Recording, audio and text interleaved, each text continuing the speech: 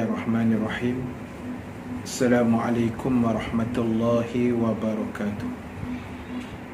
Alhamdulillahi rabbil alamin, wal aqibatu lil muttaqin, wala udwana illa 'alal zalimin.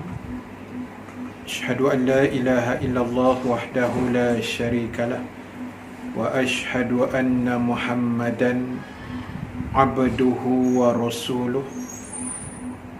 Amma ba'du. Muslimin dan muslimat, para sahabat yang dirahmati Allah Subhanahu wa ta'ala sekalian, marilah kita mengambil sedikit ruang masa yang ada pada hari ini untuk kita saling ingat, mengingati di antara satu sama lain. Mudah-mudahan sedikit sebanyak perkongsian yang akan saya kongsikan pada petang ini mendapat kebaikan, rahmat dan keampunan daripada Allah Subhanahu wa ta'ala, insya-Allah. Apa yang saya akan kongsikan dalam ruang yang ringkas ini adalah satu tajuk yang berkaitan dengan bahayanya jika silap menguruskan hawa nafsu kita. Dalam sepotong hadis, Rasulullah sallallahu alaihi wasallam pernah bersabda, afatud dinil hawa. Nabi kata, yang merosakkan, yang menjahanamkan, yang melingkupkan agama seorang manusia itu adalah hawa nafsunya.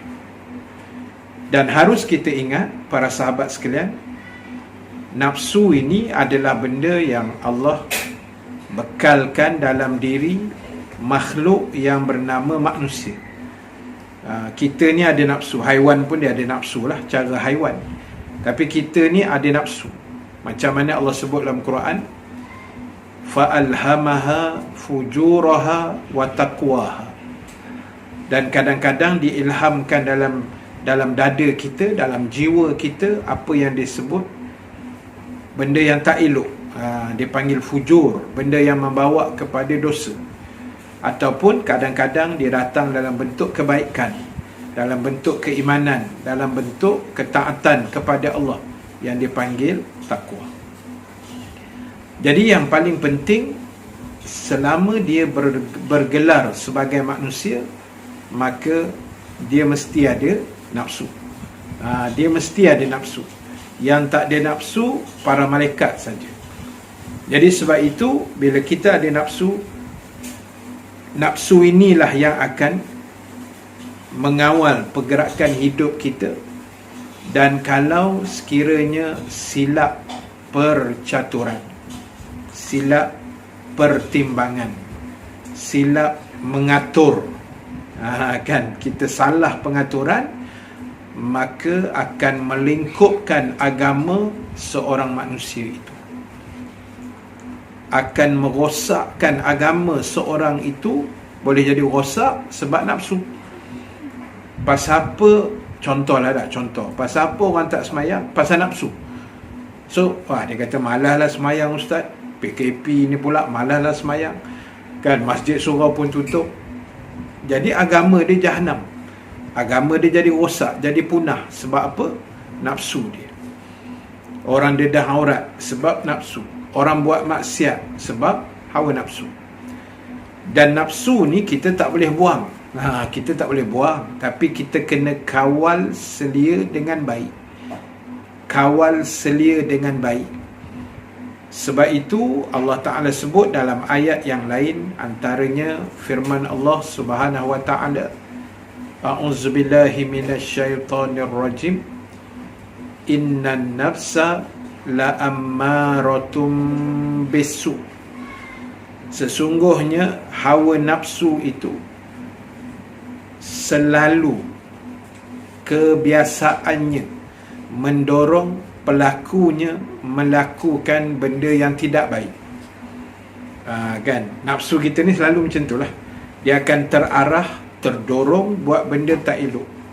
Tak semayang, tak puasa Ramadan, tak tutup aurat, tak taat suami, tak ikut perintah Allah Rasul, Itu nafsu, selalu dia akan terdorong ke situ. Jadi ada juga, kita tidak nafi, ada nafsu yang baik. Kan ada nafsu ni, bahasa mudah dia keinginan. Ada nafsu yang baik, ada keinginan yang baik-baik. Kita nak baca Quran, kita nak bangun malam, kita nak ada niat nak sedekah jariah. Ini semua nafsu yang baik. Kita berzikir, kita berselawat ke atas Nabi SAW. Itu adalah nafsu dorongan ke arah kebaikan. Jadi sahabat sekalian, pastikan kita sedaya upaya mengawal nafsu kita dengan baik, dan kawalan nafsu yang terbaik mesti berlandaskan Al-Quran dan Sunnah. Mesti kena ikut agama. Kena ikut agama lah. Kalau kita ikut, orang kata, jiwa kita, ikut keinginan kita, ikut keseronokan kita semata-mata, maka na'udzubillah, kita akan jadi seronok di dunia tapi sengsara di akhirat. Sebab itu kalau kita sebut, ulama pun selalu sebut, nafsu ni dia tak pernah puas. Nafsu ni dia tak pernah puas, tak pernah cukup, tak pernah berasa cukup. Sehingga ulama-ulama menggambarkan nafsu itu ibarat seperti satu bekas air, macam kita panggil jak air lah. Jak air yang di bawahnya tu bocor, kan? Di bawahnya bocor. So bila kita tuang air banyak mana pun dia takkan penuh, kan? Tuang air banyak mana sekalipun dia akan penuh, dan tak pernah cukup. Sebab bawah dia bocor, kan? Kita tuang air banyak mana pun takkan penuh lah. Sebab bawah dia bocor. Jadi begitulah jasad kita, nafsu kita tak pernah puas. Kan? Macam minta maaf sebut, kan? Macam orang mencuri, kan?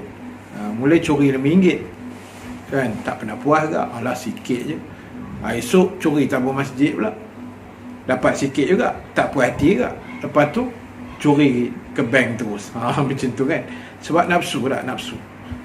Jadi sebab itulah sahabat yang dirahmati Allah sekalian, tugas kita pastikan pertama sekali kawal selia nafsu kita dengan baik, iaitu dengan berlandaskan Al-Quran dan Sunnah.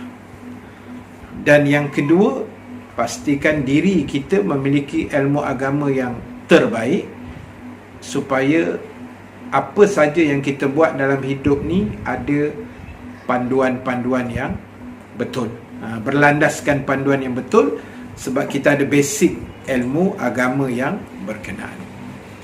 Jadi sahabat yang dirahmati Allah sekalian, mudah-mudahan sedikit perkongsian yang saya sharekan pada hari ini, mudah-mudahan dapat kita ambil iktibar, kita ambil pengajaran bersama.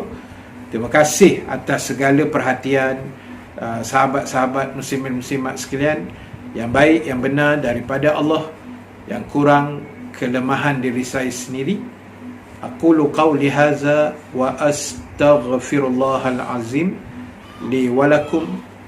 Wassalamualaikum warahmatullahi wabarakatuh.